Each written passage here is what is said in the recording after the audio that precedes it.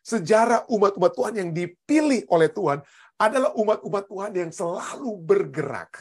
Selalu bergerak. Ya, tidak duduk manis, tidak diam-diam. Tidak hanya tinggal-tinggal dalam gereja atau apa, tapi keluar. Menjangkau. Bukan hanya mungkin pada hari Sabat. Ya. Mungkin kita keluar menjangkau pada saat kita bekerja, di tempat kita bekerja. Siapapun kita yang dipanggil, kita memiliki misi. Itu terjadi kepada Abraham. Dan dia dipanggil untuk menjalankan misi. Dan misi Tuhan itu bukan sesuatu hal yang mungkin, aduh berat sekali pendeta, aduh setengah mati ini mau menjalankan. Tentu saja banyak yang kita berpikir, waduh saya nggak punya ini, saya nggak punya itu. Betul, kita nggak punya apa-apa. Tapi Tuhan kita adalah segala apa-apa yang kita butuhkan. Ya, kita minta saja kepada Dia. Dia akan menyanggupkan. Dan ketahuilah, ada berkat yang disiapkan kepada umat Allah. Ya. Berkat melalui umat Allah. Kepada umat Allah dan oleh umat Allah. Ya. Misi bagi gereja sama seperti air bagi kehidupan. Tanpa air kita mati. Tanpa misi, gereja mati. Apakah yang dapat Anda lakukan secara pribadi untuk menopang kehidupan dari gereja Anda? Apa yang dapat kita lakukan? Apa yang dapat kita lakukan? Mungkin kita dapat terus-menerus berdoa. Tuhan, gunakan saya. Tuhan, inilah aku. Seperti Yesaya katakan, Tuhan, inilah aku. Utuslah aku. Dengan melihat mungkin karunia-karunia rohani yang Tuhan berikan kepada kita. Kita berdoa, kita minta petunjuk Tuhan. Lalu kita melihat hal-hal apa yang menyukakan hati saya, menyukakan kehidupan saya, yang dapat saya lakukan, yang dapat membawa itu pada saat yang bersamaan. Kita dapat apa? Membawa orang-orang kepada Kristus. Mungkin Anda tidak bisa berkhotbah, mungkin Anda pikir, saya nggak bisa berkhotbah seperti pendeta Rantung. Tapi mungkin Anda bisa memasak itu, ya. Anda bisa memasak, atau Anda bisa bikin sesuatu, atau bisa mendoakan. Ya. Dalam segala sesuatu yang kita lakukan, kalau kita dapat membawa dalam percakapan kita dengan orang teman kerja dan lain sebagainya, kita bawa pada saat mereka, ini keadaan dunia ini semakin kacau, tapi kita katakan, jangan khawatir. Ya, kita kata, dalam apa yang saya sudah rasakan dan saya pelajari dari firman Tuhan, saya tidak perlu merasa khawatir. Oh, mungkin mereka tanya, bagaimana itu dia? Nah, mungkinlah baru situlah Anda minta kepada Roh Kudus untuk mengucapkan kata-kata yang dapat keluar dari dalam diri Anda. Anda memberikan kesaksian tentang kasih surga kepada mereka dan bawa mereka. Saya baru-baru ini, tadi terus terang kemarin saya berada dalam perjalanan menuju ke Vermont, karena itulah saat terakhir mungkin dapat melihat fall foliage di Vermont. Kami suka melihat alam. Dan kemarin adalah saat terakhir, ya, sebelum jatuh semua daun-daun, ya.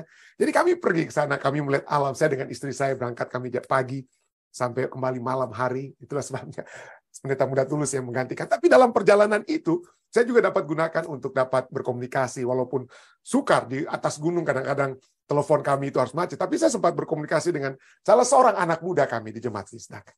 Ya, dia menceritakan satu kisah yang sangat menarik. Dia katakan, pendeta, saya di tempat kerja ada seorang sahabat, orang Indonesia, dia katakan, seorang Indonesia. Tapi saya selalu mendoakan bagaimana saya dapat menjangkau sahabat saya itu. Saya dapat menjangkau, dia bukan seagama dengan kita, dia bahkan bukan orang Kristen. Tapi bagaimana saya dapat menjangkau? Tapi puji Tuhan, saudara, ya, ada kesaksian yang begitu indah yang terjadi, yaitu bagaimana sahabat tersebut pada satu saat mungkin dia sedang pesan, mungkin Uber Eats, ya, dia dipegang Uber Eats. Lalu driver Uber Eats itu bukan hanya membawakan mungkin makanan, tapi dia juga memberikan kepadanya satu buku. Dia memberikan satu buku kepada sahabat anggota saya ini, ya. Lalu buku tersebut diberikan, lalu dia terima buku tersebut selain makanan yang dia pesan. Lalu kemudian di tempat bekerja dia tanya kepada anggota kami, dia katakan, ini buku ini bagus nggak ya? Bukunya dalam bahasa Inggris, ya. Tapi saya suka juga belajar bahasa Inggris, ya. Saya ingin belajar tentang buku ini. Menurut kamu ini bukunya benar nggak ini? Pas anggota kami melihat buku yang diberikan oleh supir yang membawakan makanan, ya, Uber Eats tersebut kepada sahabatnya ini, dia kaget. Kenapa? Buku tersebut adalah buku apa ya? The Great Controversy, ya. Buku kemenangan akhir buku. Jadi anggota kami katakan kepada sahabatnya, jangan khawatir, ini gereja kami. Jadi mungkin Anda tidak bisa berkhotbah. Seperti dalam kisah tersebut, ya. Tapi Anda dapat membagikan sesuatu kepada orang lain. Entah itu buku yang Anda bisa dapat saat ini. banyak di gereja kami pada beberapa sahabat yang lalu kami membagikan buku The Great Controversy itu. Anak-anak kecil ya sampai orang dewasa kami jalan sekeliling tempat kami bawakan undangan dari gereja Filipino SD Church untuk ada kegiatan health mereka. Lalu kami juga Kami juga bawakan buku The Great Controversy tersebut. Kami bagikan kepada tetangga-tetangga di gereja kami. Dan ini kalau kita lihat membawakan sukacita. Anak-anak kami yang membagikan buku-buku tersebut, mereka memiliki sukacita. Anak-anak kami setiap kali mereka pergi ke GYC, Generation Youth for Christ, lalu mereka kembali, mereka menceritakan bagaimana pada saat mereka menjangkau orang-orang lain, ya, yang diajak untuk berdoa. Di situ apa? Di situ mereka memiliki satu sukacita, kekuatan iman, ya, kekuatan iman. Jadi ada kekuatan iman, saudara. Ada kekuatan iman pada saat kita bergerak. Pada saat kita bergerak. Dan mari kita lihat sejarah umat Tuhan. Sejarah umat-umat Tuhan yang dipilih oleh Tuhan adalah umat-umat Tuhan yang selalu bergerak. Selalu bergerak. Ya, tidak duduk manis, tidak diam-diam. Tidak hanya tinggal-tinggal dalam gereja atau apa, tapi keluar. Menjangkau. Bukan hanya mungkin pada hari Sabat. Ya. Mungkin kita keluar menjangkau pada saat kita bekerja di tempat kita bekerja.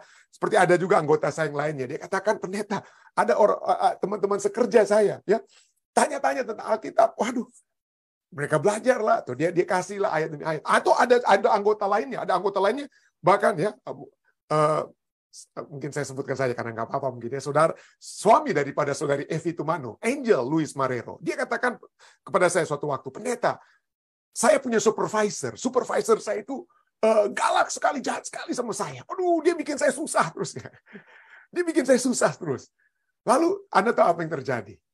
Dia selalu saya katakan kasih musuh berdoa terhadap musuhmu, dan saya sempat dalam khotbah saya katakan coba kita doakan orang-orang juga ya yang sukar dalam kehidupan kita. Dan betul, Angel Luis Marrero dia berdoa kepada apa? Orang yang buat dia susah di tempat dia bekerja, saudara. Dia berdoa.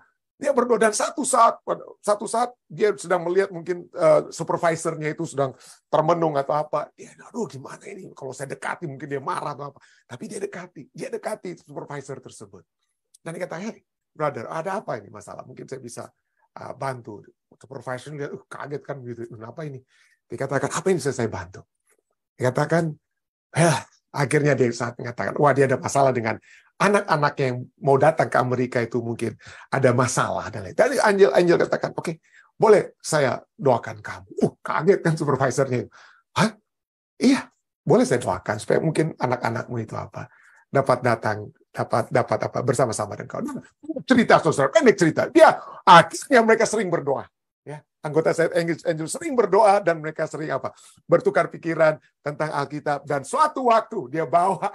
Pada saat kami mengadakan satu acara khusus ya di jemaat pada saat tahun lalu ya, pada saat kami mengadakan acara Thanksgiving di gereja, diundanglah supervisor tersebut datang makan bersama-sama kami di jemaat Vistak. Bukan itu saja, datang dengan anak-anak yang tadinya ada masalah tidak bisa masuk ke Amerika Serikat. Dan inilah saudara ya. Inilah yang dapat kita lihat, bukan hanya apa yang saya dapat lakukan, tapi kita semua dapat lakukan. Kita kan dapat berdoa ya. Kita dapat kasih orang mungkin buku Desire of Ages, buku The Great Controversy atau apa. Kita dapat melakukan segala sesuatu yang dapat kita lakukan, dan ketahuilah, seperti saya melihat di Angel Luis Marrero, bagaimana dia penuh sukacita dapat membawa sahabatnya, ya sekarang musuhnya yang sekarang menjadi sahabat, untuk dapat dijangkau dan terus dijangkau, untuk terus didoakan. Jadi masing-masing kita itu memiliki misi. Tanpa kita bergerak, kita mati, saudara. Kita akan mati. Dan kalau kita lihat umat-umat Tuhan itu, mari kita lihat ada tiga tokoh besar dalam kitab Kejadian. Ya, kitab Kejadian 12 sampai 50 itu terbesar dari kitab Kejadian itu diisi dengan cerita atau kisah dari tiga tokoh utama, yaitu Abraham. Ya, Abraham, Kejadian 11 ayat 27, inilah keturunan Terah. Jadi disebutkan dulu bapaknya. Jadi kalau kita lihat tokoh-tokoh Alkitab yang besar, itu seperti Abraham, Yakub, Yusuf, pada saat dimulaikan kisah tentang mereka, itu disebut dulu nama ayah mereka. Mungkin pengaruh besar orang tua kita itu ya. Orang-orang 27. Inilah keturunan Terah. Terah memperanakan Abram, Nahor, dan Haran memperanakan Lot. Nah, kisah Abraham kemudian kita bisa lihat terus berlangsung hingga Kejadian 25 ayat 11. Setelah Abraham, ada tentunya anaknya Ishak. Tapi nggak banyak cerita tentang Ishak. Yang menjadi fokus cerita dalam kitab Kejadian setelah Abraham adalah Yakub, cucu daripada Abraham. Yakub, ya. Kejadian 25 ayat 19 dan 26. Ini kembali kita lihat. Inilah keturunan, bukan lagi keturunan Terah. Tapi sekarang apa? Inilah riwayat keturunan Ishak, anak Abraham. Ayat 26. Sesudah itu, cuma diceritakanlah apa yang terjadi dengan Ishak, barulah muncul kepada tokoh yang akan menjadi pusat dari kitab Kejadian 25 sampai Kejadian 35. Yaitu siapa? Yakub, ya. Jadi keluarlah si Esau lebih dulu, tapi si Yakub dia tarik tumit kakaknya, ya. Lalu tangannya memegang tumit Esau. Sesudah itu ia dinamai Yakub, dan kemudian kita bisa melihat hingga Kejadian 35 ayat 29 kisah tentang Yakub itu. Kisah tentang Yakub. Lalu berikutnya, setelah Yakub siapa? Ya, Yakub punya anak banyak, ada 12 anaknya, ya. Tapi yang menjadi fokus setelah Yakub adalah Yusuf. Nah, kembali seperti Kejadian 11, Kejadian 25, sebelum tokoh pahlawan ini, ya, seperti sebelum Abraham disebut dulu ayahnya, sebelum Yakub disebut dulu ayahnya daripada Yakub yaitu Ishak. Demikian juga dengan Yusuf. Sebelum Yusuf muncul, disebut dulu ayahnya. Itulah sebabnya Kejadian 37 ayat 2 katakan, inilah riwayat keturunan Yakub. Yusuf tak kalah berumur 17 tahun, jadi masih muda, biasa mengembalakan kambing domba, dan seterusnya, dan seterusnya. Lalu kemudian kita lihat kisah Yusuf terus berlangsung hingga Kejadian 50 ayat 26. Begitu banyak persamaan, saudara, dari ketiga tokoh utama, ya. Ketiga tokoh utama ini, persamaannya itu banyak sekali. Selain nama ayah mereka, kemudian mereka disebutkan, lalu kemudian kisah mereka. Tiga-tiganya ini persamaan. Apalagi? Ya, banyak persamaannya, sama semua ini, mulai dari Abraham, Yakub, Yusuf, itu ada masalah dengan anggota keluarga mereka, berkelahi dengan saudara mereka sendiri, atau ada pertengkaran, ada kontroversi, Yakub dengan Esau, Abraham dengan Lot, ya. Yusuf, nah apalagi Yusuf dengan ke-10 saudaranya yang lain. Jadi ada berantem-berantemnya mereka begitu, ya, berkelahi, ya. Lalu kemudian kita bisa lihat juga bahwa mereka ini, Abraham itu ada masalah, pergi dia ke Mesir. Kalau si Yakub ada masalah, dia pergi ke apa? Dia pergi ke tempat yang dekat Mesir, ya. Yusuf, apalagi Yusuf juga pergi ke Mesir. Tapi satu persamaan lainnya lain.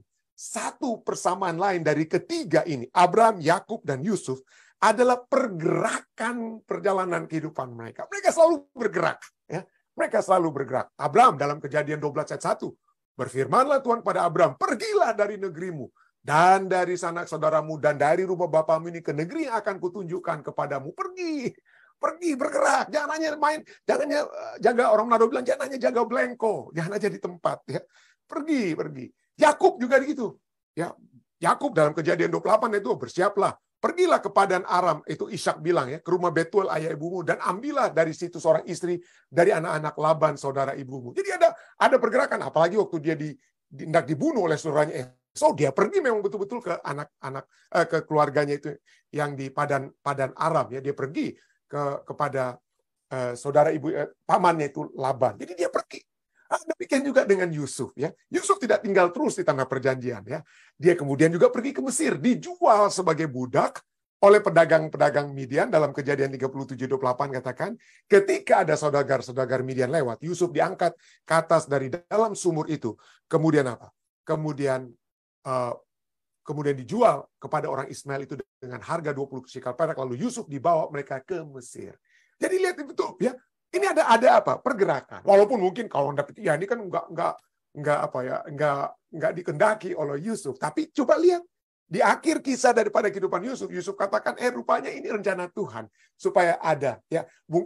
Bukan rencana Tuhan. Dia katakan, ini pada mulanya rencanamu untuk menjual aku sebagai budak. Tetapi Tuhan telah menetapkan aku untuk apa?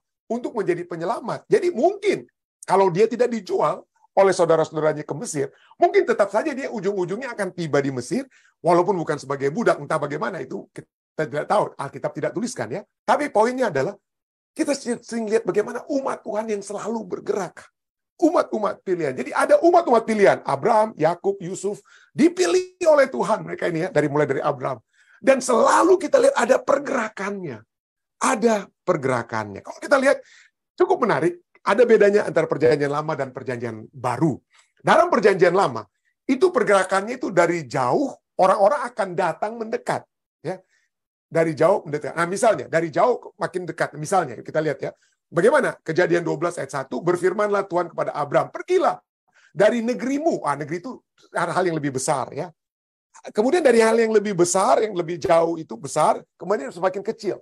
Dari negerimu, dari sanak saudaramu, dan dari rumah bapamu kepada tempat yang paling kecil, rumah bapamu. Tapi pergi dari besar ke kecil, boleh kita katakan ya, dari besar ke kecil, dari jauh ke dekat ya, ke negeri yang akan kutunjukkan kepadamu. Mungkin bukan dari segi geografis, tapi jumlah komunitasnya, komunitas yang besar, kecil gitu ya. Nah, kalau kita lihat dalam perjanjian baru terputar. Dari dekat itu menjadi jauh. Kalau kita lihat dari Kisah Rasul 1:8, kamu akan menerima kuasa kalau Roh Kudus turun ke atas kamu dan kamu akan menjadi saksiku. Di mana? Yerusalem itu masih kecil, ya. Yerusalem kecil. Dari Yerusalem dan di seluruh Yudea itu kecil. Lalu kemudian semakin membesar ke Samaria. Menjadi semakin besar ke Samaria sampai ke ujung bumi. Jadi kita lihat bagaimana ini satu pergerakan yang berbeda dari Abraham dan kemudian dari apa? Rasul-rasul ya, pergerakan. Nah, yang pertama ini dari jauh dekat kita juga bisa lihat ayat-ayatnya. Nah, itulah sebabnya tadi pelajaran sahabat kita bicara tentang pergerakan ya, yang dari tadinya orang-orang di perjanjian lama disuruh datang mereka ke Yerusalem, datang belajar tentang Tuhan Yerusalem. Makanya Ratu Sheba datang kepada Raja Salomo, datanglah Ratu Sheba, datanglah orang-orang untuk apa? Berziarah ke Sion. Makanya kita pun masih sampai saat ini seringkali bilang, berziarah dulu ke Israel dan lain sebagainya. Karena itu dia. Karena dalam konsep perjanjian lama itu dari jauh yang datang ke dekat. Ya. Mari datang. Atau istilahnya sentripetal. Sentripetal adalah bergerak atau cenderung bergerak menuju ke satu pusat. Pusatnya itu Sion. Pusatnya itu datang ke Sion. Yesaya 2:3 katakan, mari kita naik ke gunung Tuhan, mari kita pergi, mari kita datang ya. Mari kita naik ke gunung Tuhan, ke rumah Allah Yakub, supaya ia mengajar kita tentang jalan-jalannya dan supaya kita berjalan menempuhnya, sebab dari Sion akan keluar pengajaran dan firman Tuhan dari Yerusalem. Jadi datang untuk belajar. Datang untuk belajar. Semua diundang, mari kita datang, mari kita datang. Yesaya 60:3 katakan, bangsa-bangsa berduyun-duyun datang kepada terangmu, dan raja-raja kepada cahaya yang terbit bagimu. Jadi datang ya, seperti lagu We're Marching to Zion, kita datang ke Zion gitu ya. Semua datang. Itulah perjanjian lama. Pusatnya itu ada di Yerusalem. Pusatnya itu ada satu tempat. Tapi misi Tuhan itu bukan hanya untuk satu tempat sesungguhnya, seperti kepada Abraham, supaya seluruh umat manusia itu apa? Supaya umat manusia itu dapat mengenal Tuhan. Tapi kita lihat setelah kedatangan Yesus, setelah Yesus yang datang, ya, itu menjadi satu fenomena. Artinya fenomenanya adalah bahwa disitulah umat Tuhan itu harus apa? Mengunjungi, pergi, keluar. Dengan kata Yesus yang tinggalkan tahta Bapa, Yesus yang tinggalkan surga untuk datang. Itulah sekarang menjadi apa? Menjadi pattern, pola. Menjadi pola. Itulah sebabnya Tuhan tidak ingin kita, kita mari semua umat Advent ya, kita semua tinggal di Washington DC, itu apa ya? Gereja Advent dalam sejarahnya pernah hanya berpusat di Battle Creek. Berpusat hanya di Battle Creek, Michigan. Apa yang terjadi? Waduh, Tuhan apa?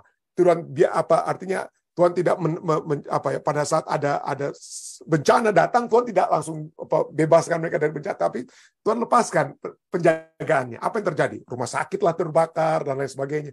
Kenapa? Karena bukan itu tujuan Tuhan. Tujuan Tuhan bukan kita datang ke satu tempat, lalu kita semua hanya di situ. Tidak. Itu perjanjian lama punya sistem. Sistem perjanjian baru itu bukan lain dari yang jauh ke dekat, tapi yang dari dekat itu ke jauh. Ya, perjanjian lama itu dari jauh ke dekat, tapi perjanjian baru itu dari dekat itu harus pergi keluar. Mari kita pergi. Dengan kata lain bukan lagi sentripetal, tapi sentrifugal. Bergerak atau cenderung menjauh dari satu pusat. Gantinya datang ke Sion, sekarang kita harus pergi dari Sion. Kita harus pergi dari Sion. Jadi tidak duduk manis aja. Itu sebabnya pada saat setelah Kisah pasal 1 ayat 8 kita sudah baca tadi ya, kamu mulai pergi dari apa? Yerusalem, Yudea, kemudian ke Samaria sampai ke ujung bumi. Dan itu yang terjadi. Tuhan, itu yang terjadi. Murid-murid, rasul-rasul, ya, semua akhirnya apa? Pengajar-pengajar mula-mula itu pergi. Mereka yang tersebar, menjelajah seluruh negeri itu sambil memberitakan Injil. Dan mulai itu apalagi yang terjadi? Ayat 5. Dan Filipus misalnya pergi ke suatu kota di Samaria dan memberitakan Mesias kepada orang-orang di situ. Dan terus Rasul Paulus kita lihat perjalanannya, ya. Rasul Paulus misi perjalanannya, pergilah dia ke Antioquia, kemudian pergilah dia sampai ke tempat-tempat, sampai ke kota Roma, keluar dari Yerusalem, pergi dari Sion, bukan lagi ajak orang-orang ya, orang-orang untuk datang. Kenapa? Karena itulah satu situasi yang Tuhan inginkan, satu pattern fenomena seperti Yesus Kristus yang apa? Pergi dari surga untuk menjangkau kita. Itulah yang harus kita lakukan sekarang. Kita jangan hanya jaga belengkok, kita harus keluar. Ya, kita harus keluar, kita harus menjangkau orang-orang lain. Itulah sebabnya ada statement dari keluaran John Stott ya, dikatakan misi muncul dari hati Tuhan sendiri. Mission arises from the heart of God. Misi muncul dari hati Tuhan sendiri dan dikomunikasikan dari hatinya kepada kita. Misi itu Tuhan berikan kepada hati kita. Lalu apa? Misi adalah penjangkauan global dari Tuhan global kepada masyarakat global. Mission is the global outreach of the global people of a global God. Jadi Allah kita itu bukan hanya Allahnya orang Advent, bukan hanya Allahnya orang Yahudi zaman dahulu atau apa. Tapi Allah itu adalah Allah seluruh umat manusia. Dia ingin semua umat manusia dapat diselamatkan. Dan kalau kita sudah dipanggil, kita dipanggil untuk mendapatkan atau menjalankan misi, menjadi saluran berkat Tuhan ya. Tidak ada statement kata, tidak ada yang dipanggil, no election. Tidak ada yang dipanggil tanpa diutus. Semua yang dipanggil itu apa? Harus pergi. Kenapa?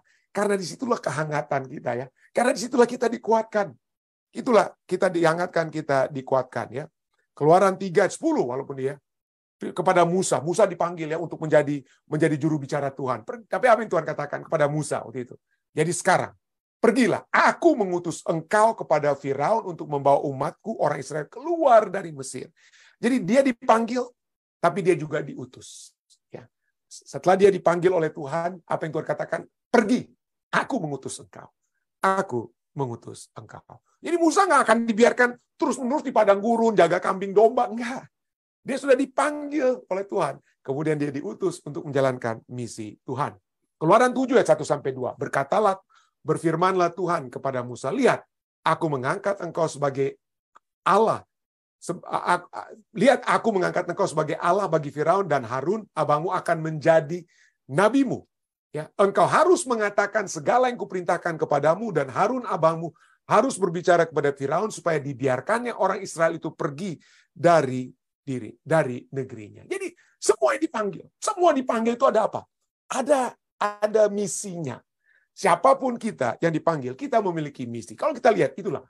Ya, kita lihat bagaimana itu terjadi kepada Abraham. Dan dia dipanggil untuk menjalankan misi. Dan misi Tuhan itu bukan sesuatu hal yang mungkin, aduh berat sekali pendeta, aduh setengah mati ini mau menjalankan. Tentu saja banyak yang kita berpikir, waduh saya nggak punya ini, saya nggak punya itu. Betul, kita nggak punya apa-apa. Tapi Tuhan kita adalah segala apa-apa yang kita butuhkan. Ya, kita minta saja kepada Dia. Dia akan menyanggupkan. Dan ketahuilah, ada berkat yang disiapkan kepada umat Allah ya. Berkat melalui umat Allah, kepada umat Allah dan oleh umat Allah ya. Sebabnya dalam Kejadian 12 kembali kepada Abraham. Aku akan membuat engkau menjadi bangsa yang besar dan memberkati engkau serta membuat namamu masyhur. Hanya 2 tokoh dalam Alkitab yang disebut the great. I will make your name great. Great artinya besar, masyhur. Siapa itu? Selain Abraham adalah Allah sendiri. Hanya nama Allah sajalah yang besar atau masyhur. Tapi aku akan membuat namamu masyhur dan engkau akan menjadi berkat. Engkau akan menjadi berkat. Cukup menarik. Abram itu namanya Abram. Sedangkan berkat, kata berkat untuk menjadi berkat adalah abrakah. Abrakah. Jadi hampir mirip-mirip antara Abram dan berkat ya. Kemungkinan Abram dengan kata lain sudah menjadi berkat pada saat dia dipilih. Tapi itulah, berkat Tuhan itu adalah satu proses. Berkat Tuhan itu sudah menjadi bagian Abraham, dan berkat Tuhan itu akan terus berkelanjutan kalau dia terus-menerus bergerak, berjalan bersama-sama dengan Tuhan. Ya, kita semua sudah mendapatkan berkat pada saat kita menerima Yesus Kristus.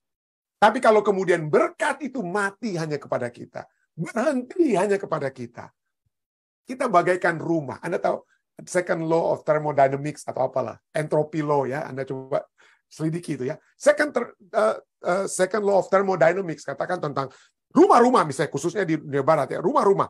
Kalau Anda biarkan rumah tersebut, Anda biarkan kosong, nggak ada apa-apa, nggak ada energi yang masuk ke dalamnya, nggak ada kehangatan yang masuk dalam rumah tersebut dan lain sebagainya. Apa yang terjadi dengan rumah tersebut?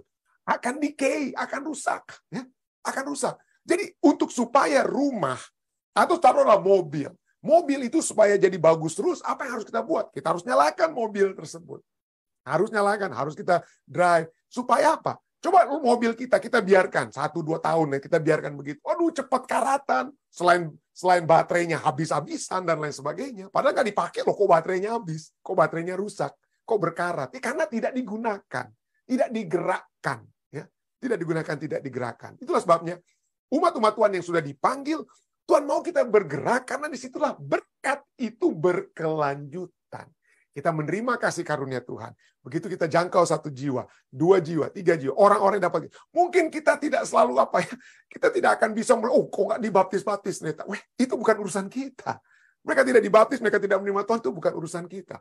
Yesus sendiri bicara tentang kegagalan. Ya. Yesus bicara tentang ada orang-orang yang diundang untuk ke pesta perjamuan. Waduh, tapi apa yang orang buat? Oh iya, saya akan datang ke perjamuan pernikahan atau pesta perjamuan. Tapi akhirnya mereka buat alasan, aduh sorry, saya lagi ada acara ini, saya lagi acara itu, saya nggak bisa datang.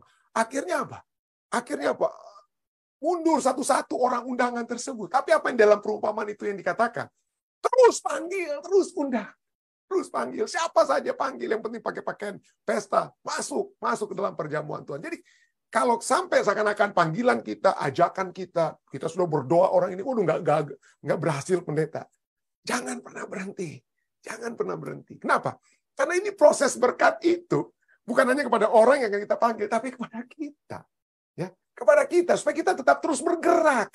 Supaya kita terus hangat dalam kasih karunia Tuhan. Supaya kasih kita terus dapat bekerja bersama dengan Tuhan kita, yang menyebabkan rumah kita itu tidak akan pernah kosong. Ya. Rumah kerohanian kita tidak akan pernah kosong. Jadi, engkau akan menjadi berkat. Kata ayat 3, aku akan memberkati orang-orang yang memberkati engkau dan mengutuk orang-orang yang mengutuk engkau. Dan olehmu, semua kaum di muka bumi akan mendapat berkat. Kalau saudara dan saya terus bergerak, bukan hanya kita mendapatkan berkat yang sudah diberkati, kita terus diberkati, tapi orang-orang juga akan mendapat berkat. Orang-orang mendapat berkat. Itulah sebabnya firman Tuhan katakan apa? Bahwa kita semua itu telah diberkati untuk menjadi berkat. Untuk menyalurkan berkat. Kita semua diberkati untuk menjadi berkat. Mazmur 67 ayat 2-3 katakan. Kiranya Allah mengasihani kita dan memberkati kita. Allah kiranya memberkati kita. Kiranya ia menyinari kita dengan wajahnya, Selah. Dan ayat 3. Supaya apa Tuhan memberkati kita? Kenapa saudara dan saya diberkati? Supaya jalan Tuhan dikenal di bumi, dan keselamatan Tuhan di antara segala bangsa. Jadi jangan kita menjadi berkat supaya, saya bisa pensiun dengan tenang atau apa. Bukan itu. Kita diberkati bukan supaya kita memiliki kehidupan yang enak, tenang, dan lain sebagainya. Kita diberkati supaya orang mengenal Tuhan. Orang memperoleh keselamatan yang Tuhan tawarkan. Ya, yang Tuhan tawarkan. Saya berdoa. Kiranya bukan hanya saudara Angel Luis Marrero, tadi yang saya ceritakan di awal pendahuluan tambahan ini. Yang merasakan kesukaan, sukacita surga, ya, dapat melihat orang yang dia doakan dapat menjadi sahabat, musuh yang menjadi sahabat, yang kemudian apa? Dapat mengenal kasih Tuhan. Bukan hanya itu berakhir kepada saudara Angel Luis Marrero, tapi kiranya itu dapat menjadi pelajaran buat kita semua. Kiranya masing-masing kita memiliki satu pengalaman seperti itu. Minta kepada Tuhan, biarlah saya memiliki satu pengalaman yang indah. Pada saat saya mencoba untuk menjangkau satu orang, saya doakan orang tersebut. Saya bawa dia untuk dapat mengenal Engkau lebih baik. Coba masing-masing kita melakukan hal ini. Ketahuilah ya, sukacita surga itu akan apa? Menjadi bagian kita ya. Wajah kita dikatakan apa? Disinari. Ya. Wajah kita akan disinari. Berkat yang Tuhan sudah lihat. Kali ayat ini katakan apa?